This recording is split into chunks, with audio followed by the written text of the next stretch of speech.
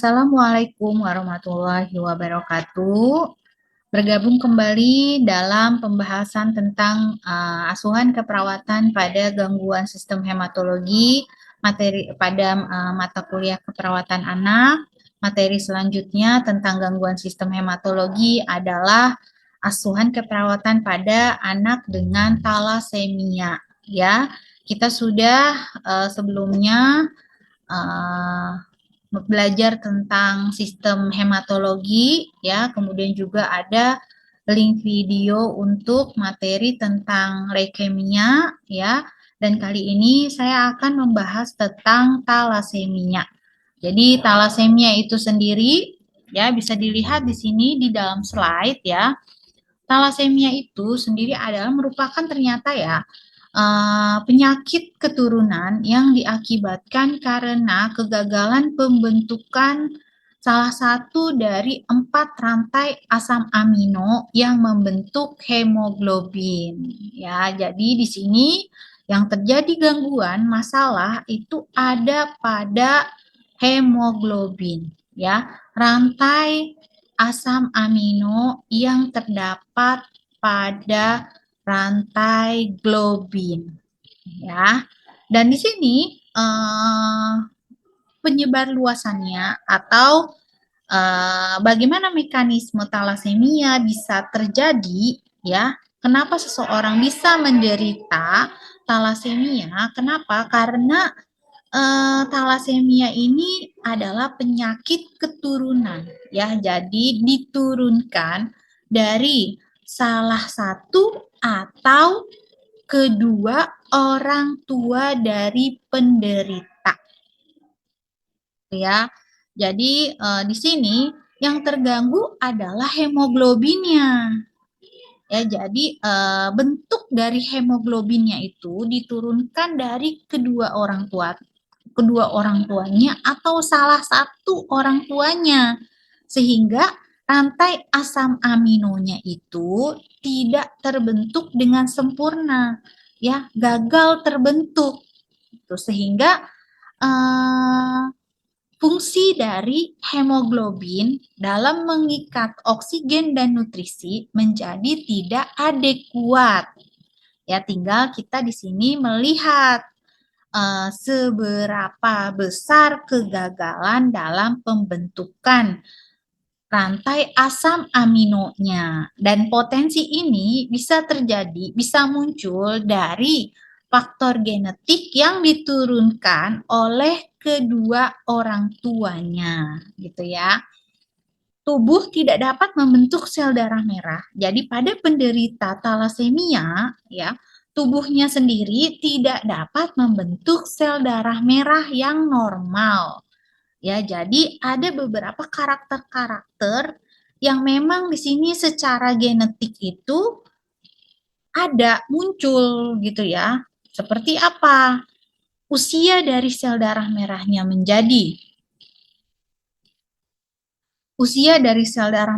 menjadi lebih pendek, warnanya menjadi lebih pucat gitu ya, dan mudah rusak gitu ya. Nah, ini yang terjadi pada sel darah merah penderita talasemia. Nah, bagaimana mekanisme terjadinya talasemia itu adalah di sini terjadi faktor genetik yang diturunkan oleh kedua orang tuanya. Ya, jadi ada di sini penurunan gen talasemia yang bisa dilihat dari hukum Mendel. Ya, di sini diibaratkan dari kedua orang tuanya ya, ada dua peristiwa di sini yang dicontohkan.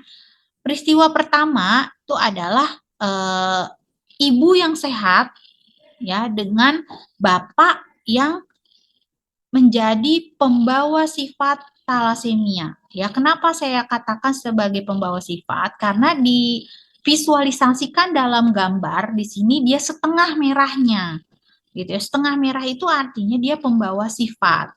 Kalau yang penderita itu diistilahkan, digambarkan, divisualisasikan dengan warna merahnya yang full.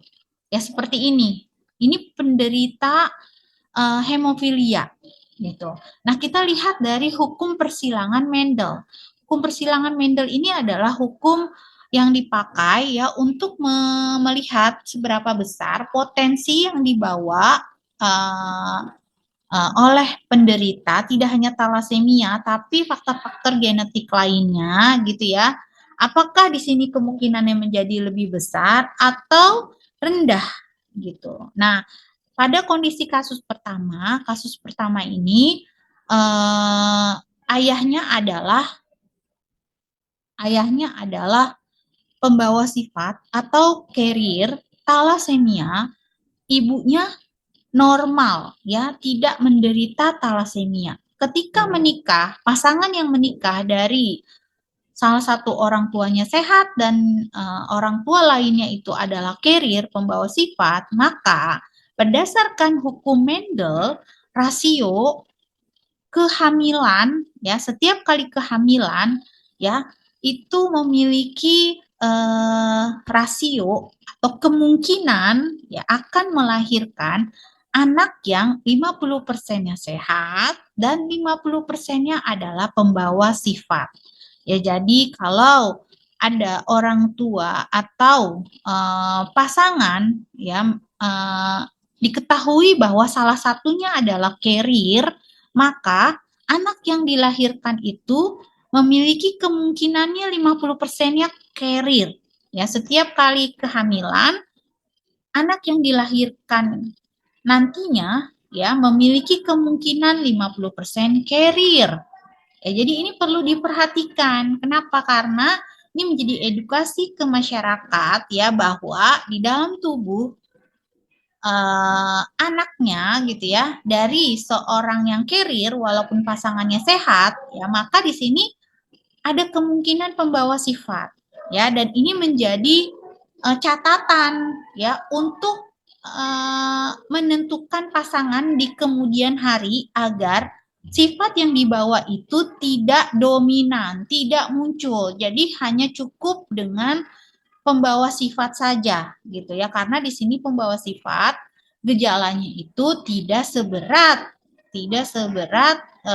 penderita gitu ya. Nanti kita bisa lihat di sini ada berapa kondisi-kondisi, karena kalau pembawa sifat ini ya bisa jadi manifestasinya tidak muncul ya, dan juga ada kemungkinan di sini ya asam amino rantai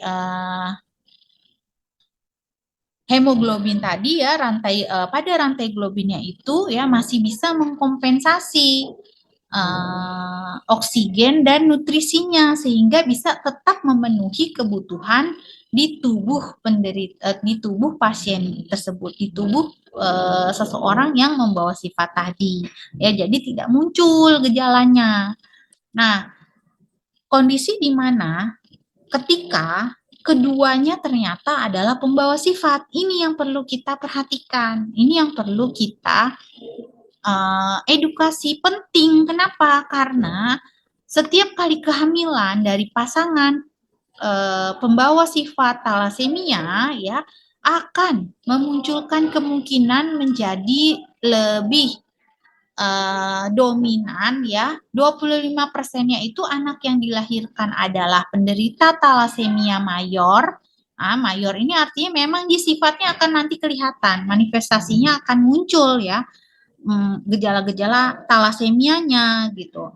Nah, 50% yang dilihat gitu ya, kemungkinannya 50%-nya pembawa sifat, dan untuk normal menjadi lebih kecil ya, karena hanya 25% kemungkinannya normal gitu ya. Nah, kita lihat di sini untuk penegakan diagnosa talasemia ada beberapa yang perlu kita cek, kita lihat kembali ya, selain memang biasanya pasien datang itu ya udah pada kondisi dia anemia berat ya. Jadi sebelumnya nggak paham ya, tidak menyadari kalau ternyata keluarga saya itu adalah pembawa sifat talasemia ya. Dia hanya tahu gejala-gejala talasemianya aja itu selalu muncul, misalnya seperti itu gitu ya. Nah, di sini untuk pemeriksaan penunjang diagnostik yang dilakukan, pemeriksaan darah tepi ya, pemeriksaan darah lengkap, kemudian pemeriksaan sumsum tulang ya, karena di sini hubungannya dengan pembentukan sel darah merah yang aktif ya, karena sel darah merah pada penderita talasemia itu ciri-cirinya tadi kan lebih mudah cepat rusak, warnanya juga pucat ya, kemudian juga berumur pendek ya. Makanya di sini heparnya menjadi lebih aktif. Heparnya menjadi lebih aktif. Ya kita lihat di sini pemeriksaan pabrik darahnya ya. Selain hepar kan di situ yang membentuk sel darah merah adalah sumsum tulang ya. Kemudian di sini kita cek kembali kadar ferritin. Kenapa kadar ferritin mau dicek ya? Karena sampah metabolisme dari sel darah merah itu adalah HEM. HEM itu mengikat besi. Makanya mau dicek kembali ya kadar besi di dalam tubuh penderita talasemia. Ya, otomatis pada kasus-kasus peningkatan sampah metabolisme sel darah merah ya selalu dilakukan pengecekan ferritin. Ya, contohnya apa pada pasien-pasien dengan riwayat transfusi, pasien-pasien dengan riwayat cuci darah ya. Jadi ini harus dilakukan uh, pemeriksaan diagnostik untuk ferritin. Ya, kemudian ada juga analisis hemoglobin ya untuk mengetahui jenis dari talasemianya ya, karena di sini bisa terlihat hemoglobin berapa rantai yang mengalami kegagalan pembentukan ya.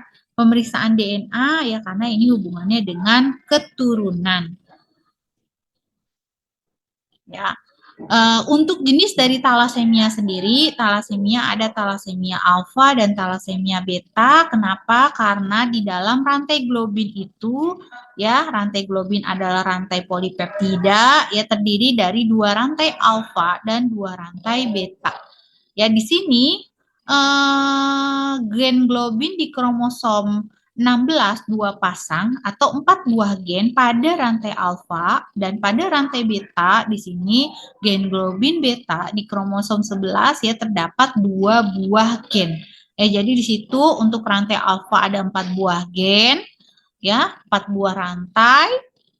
2 rantainya berpasangan, kalau yang beta itu 2 rantai jadi terdiri dari 1 pasang ya 2 buah gen. Nah, untuk talasemia alfa sendiri, jenis-jenisnya itu dilihat dari seberapa banyak jumlah rantai yang rusak.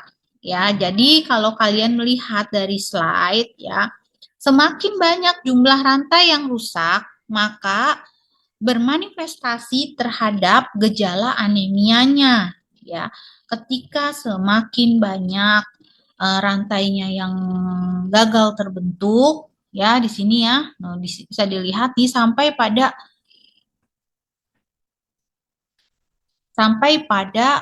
rantai ya, rantai alfanya ini tidak ada gitu ya gangguan pada 4 gen globin alfa, kondisi paling berbahaya. Kenapa? Karena rantai alfanya itu tidak ada sama sekali. Ya, jumlah menjadi tidak seimbang. Banyak rantai globin beta yang tidak berpasangan ya, karena alfa dan beta itu saling berpasangan. Nah, di sini manifestasinya ya ketika semakin tidak ada. Kalau untuk talasemia yang hanya 3 gen globin alfanya yang tidak ada ya, pasiennya itu mengalami anemia berat. Ya, jadi di sini talasemia itu gejalanya yang muncul dilihat dari salah satunya ya yang bisa diukur ada gejala anemia ya kan, karena HB-nya itu fungsi HB-nya yang mau dilihat ya kan.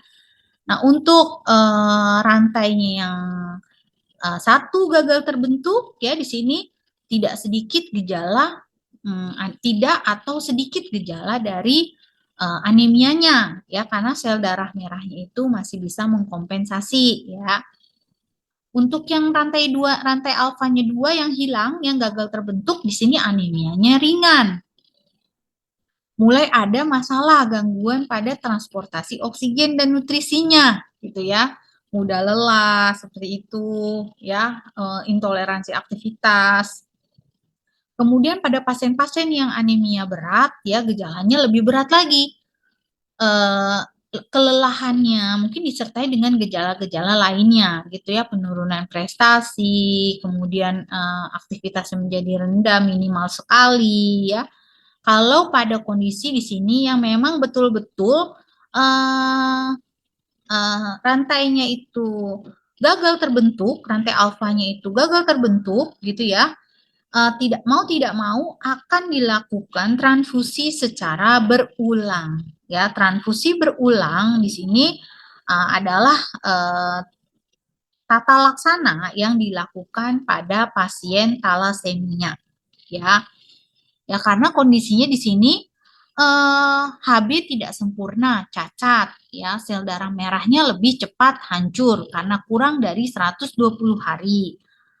Aktivitas sekresi sel darah merah yang hancur meningkat, produksi eritropoiesis meningkat, beban kerjanya limpa meningkat, terjadi pembesaran spleen limpa ya. Pada kondisi anemia dilakukan transfusi berulang ya, transfusi berulang. Transfusi berulang berdampak terhadap peningkatan jumlah besi di dalam darah ya. Zat besi dalam plasma menjadi meningkat. Ya, jadi di sini seperti masalah baru gitu kan ya. Kenapa? Karena besi ini menjadi PR yang harus ditanggulangi pada pasien-pasien talasemia. Kenapa? Keberadaan besi yang jumlahnya banyak di dalam darah ya, penumpukan zat besi pada organ itu membuat fungsi organ menjadi rendah.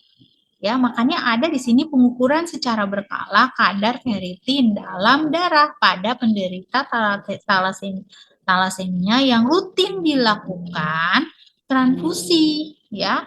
Karena di sini akan mengganggu fungsi jantung, mengganggu fungsi hepar, mengganggu fungsi limpa, kulit dan sistem endokrin gitu ya. Penata laksanaan lainnya pada talasemia ya sebelum dilakukan transfusi atau pada saat dilakukan transfusi juga diberikan terapi-terapi yang bisa mempertahankan umur dari sel darah merah. Seperti apa? Asam folat, vitamin E gitu ya. Itu adalah terapi-terapi yang bisa mengarah kepada membuat sel darah merah itu menjadi lebih panjang usianya gitu ya. Nah, pada kondisi penumpukan zat besi ya diberikan terapi kelasi besi ya, penghancur besi atau pelepas ikatan besi sehingga bisa dikeluarkan lewat urin, lewat feses ya, sehingga di sini tidak merusak organ-organ penting. Ya. Pada kondisi talasemia yang berjalan lama gitu ya, diderita oleh penderitanya itu lama, ya ada manifestasi-manifestasi yang muncul seperti apa di sini? Wajah menjadi berubah bentuk ya. Jadi terdapat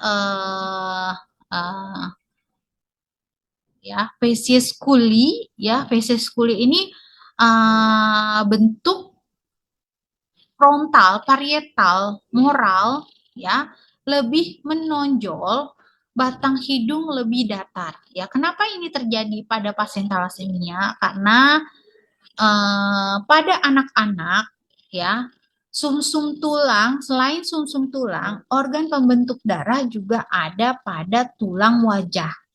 Ya, karena proses pembentukan darah yang aktif ya akibat dari mudahnya sel darah merahnya rusak, umurnya menjadi lebih pendek ya sehingga organ pembentuk darah menjadi lebih aktif. Ya sehingga di sini terjadi perubahan bentuk wajah akibat dari fungsi tulang dalam memproduksi darah ini ya bebannya lebih meningkat gitu ya. Jadi di sini berubah ya, terjadi perubahan bentuk ya, deformitas dari tulang wajah gitu ya, dikenal dengan istilahnya facies culis gitu ya. Nah,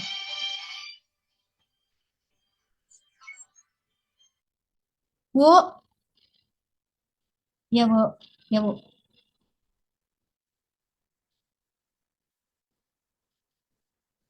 Mm-mm.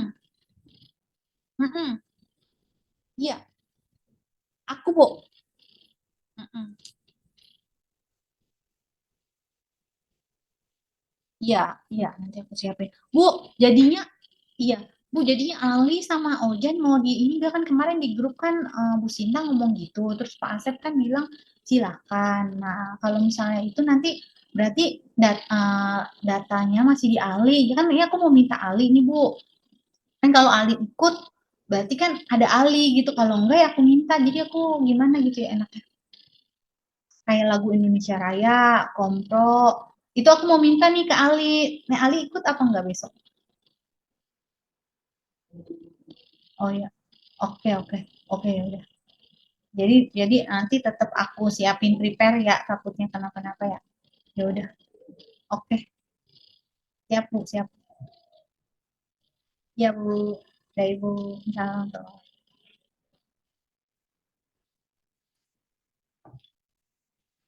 baik di sini gangguan yang terjadi ya akibat penumpukan ferritin ya salah satunya pada kulit ya terjadi ya hiperpigmentasi ya di sini warna kulit menjadi lebih gelap ya ini akibat dari meningkatnya jumlah ferritin di dalam kulit ya sehingga membuat kulit menjadi lebih gelap gitu. Ya, jadi masalah-masalah keperawatan yang bisa kita angkat untuk kasus talasemia itu adalah kalau misalnya di sini kita lihat dari manifestasi atau gejala-gejala yang muncul, ya, sehingga kita bisa menentukan diagnosa apa yang tepat. Ya, ini bisa menjadi panduan buat kalian semuanya dalam melakukan asuhan keperawatan pada pasien dengan talasemia. Demikian materi kali ini. Assalamualaikum warahmatullahi wabarakatuh.